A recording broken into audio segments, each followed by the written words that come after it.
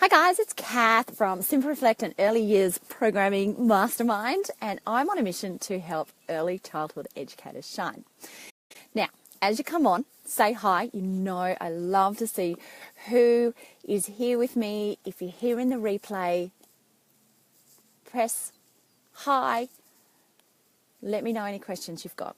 We have been focusing on trust this week. So how has your week been? How has your week been? It's beautiful out here. I was like, oh, I'll come and sit in the sun and have a chat with everyone. I actually need to grab the live stream so I could see your comments, because Facebook will not show me the comments on my phone, which is a little bit problematic. We've been talking about trust. We've been focusing on our live podcast, Shine as an Educator. I asked some really important questions around trust, really just to get us thinking about some things that we take for granted as educators. I think we definitely take the skills that we have as educators that we take our skills for granted sometimes, and we really can share those skills with the children that we care for and with the parents that we guide as well. Don't underestimate your skills that you can share with parents. And one of those skills is building trust, knowing how to build those relationships with our parents, knowing how to build trust with the children that we care for, and knowing how to really guide the parents and the families that we have, guide them along the lines of trust as well. And it might seem really, really obvious. To some of us it does, but to others and some of the parents that I've been working with, trust can be a really interesting question that comes up. And some parents just don't understand how to build really firm trust with their children. And that's where we step in. As educators, we have been interacting, engaging, loving a lot of children over the years. And even if we are brand new, if you are in a centre room, you may have 12 children. If you are in a family daycare, you may have just your 4 for the day, or you may have, up to, say, 10 or 12 families that you interact with. Most families only have 1 child, or 2 or 3, sometimes 4. I've got a family with 4. They do not have the experience that we have with the children. They just don't. We need to recognize that, and we need to share with them what has worked for us, and not share in an arrogant way, not share in an unthoughtful way. Share what has worked for us in a really caring, loving way. And one of those things that we've been talking about this week about sharing is how to build trusting relationships with children and with families. And the Shine as an Educator podcast was super this week, and I'll share with you, let me just click over, and I'll share with you some of the questions that we had. It was really about how can you build trust in your care setting. So trust is an unquestionable part of being an early childhood educator. We want the children to trust us. We want the families to trust us. We need to be truthful. We need to be kind when we're interacting with our families. We need to be consistent when we are engaging with our families. There are so many ways that can build trust, and one of the ways that we focused on in our Shine as an Educator live podcast this week was transitions for children. How do we guide transitions for children so that we build trust every time they transition? How can we build trust? And the example I gave was around starting in care and building both trust with parents as well as children, but building confidence of parents, and confidence that they are to trust us but that we're trustworthy, I think is what I'm trying to say. We really need to encourage our beautiful families, our parents that are unsure when they first start with us. They really are. And children, like rightfully so, are unsure when they start with us. We need to build their trust. It's how we can build those beautiful relationships with us, and it's what our beautiful relationships need to be built on.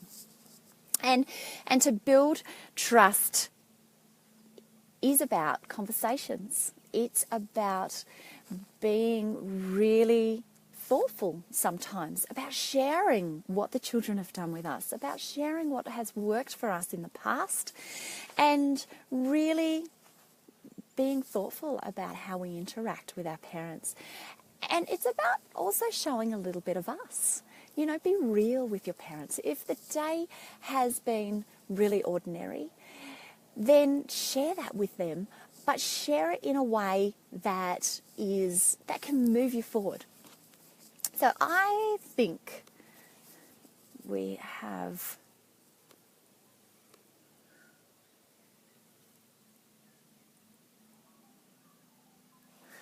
Hi Marilyn, how are you? How was your beautiful week? Thank you for saying hi. I love to know that you're here rather than sitting here chatting along on my own. So we were focusing on trust, and I really, really love this conversation around trust because as educators, sometimes we can take it for granted. We really can. And to build those beautiful relationships with our families is super, super important. Don't underestimate what sort of relationship you can build with your families. It's just and longevity as well. I've had some questions come through this week about how do we build longevity as educators? How can we actually enjoy what we're doing enough to want to stay doing it? And how can we enjoy being with the children enough to want to stay being educators? And this is around the relationships that we have. If we really enjoy knowing that we are making a difference in families' lives, then we will want to stay doing that. It really is as simple as that. I think sometimes we complicate things so much, and we don't need to complicate them. We really don't. We can just come down and think about what we would like for our children, what we would like done to us as educators, and how we really want to interact with our families. And it's in a loving, trusting, kind way. And that is what's true for me, and I hope that's true for you as well. I really do. So the other thing that I wanted to talk to you about was some pre-work that I popped up in the Shine as an Educator group today. And it is around how to really, let me just find it. It's not going to let me find it easy.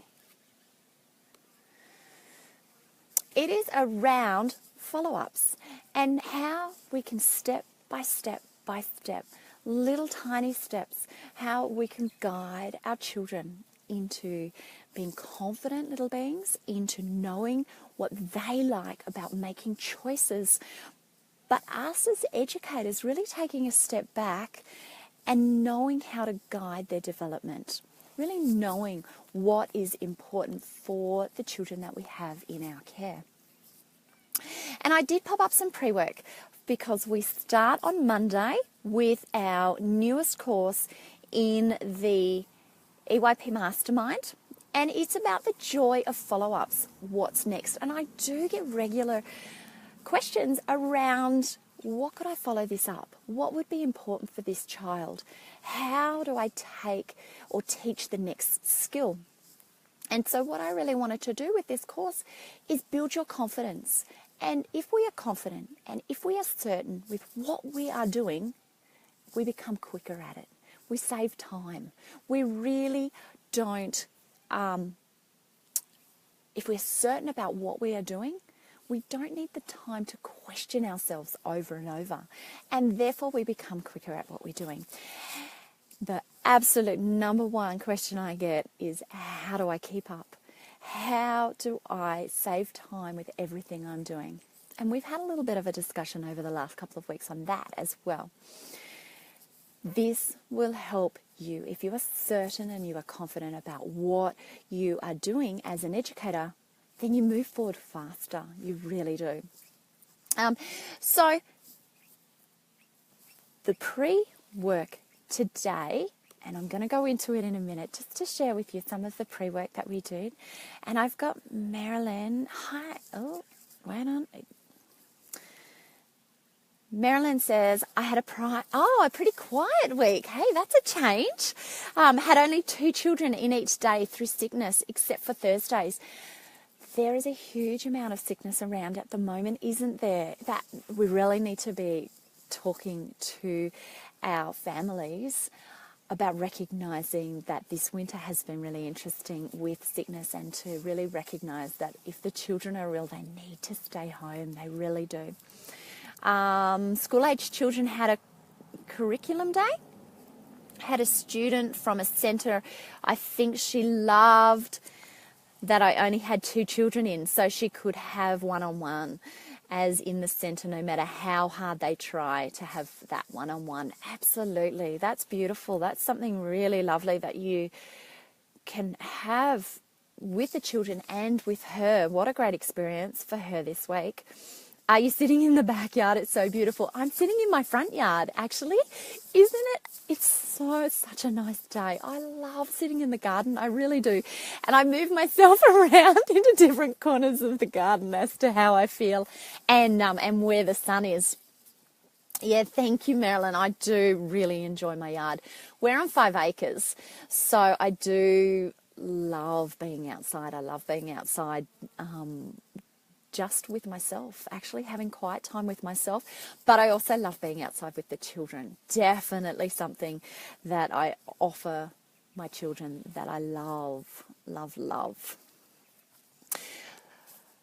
So the pre-work today, let me just quickly tell you about what I popped up. It's an exercise today that will get you asking on whether you really know your children well enough. It's really important that we focus on the relationships that we have with our children. We focus on our relationships with them, but also how well we know their development. So our first question, my first exercise for you, was to when was the last time you offered an individual follow-up experience for this child? So choose a child that... any child, it really in your care, and really think about when was the last time you offered them an individual follow-up experience. That's number 1. So number 2 is, are you confident you know their current interests? So can you look at this particular child that you chose and go, okay, I know they're interested in this at the moment. I know that when they come into gear this week, they've gone straight to the train sets. They've been lining up all the trains. They've been talking to the other children, or they've been playing on their own. How well do you know what that individual child is interested in? And third was, are you confident that you know a skill that they need to encourage? So have you spoken to that child at the train set about what colours the trains are, or building patterns with the train set? Can they pull it apart? Can they put it back together? What imaginary play have they been able to tell you about? What sort of people are on your train today? What skills does this individual child need to learn next? And that comes from how well you know that child. And your fourth, and this is your main one, plan an experience that offers this skill, offers the skill that you have just realised this child needs to learn, and include their current interests. So include their interest from this week, something that you know that they're interested in, and the next skill that you know you need to offer this child. So that is our pre-work, and it's the pre-work for the Joy of Follow-Ups What Next course that we are running in the EYP Mastermind.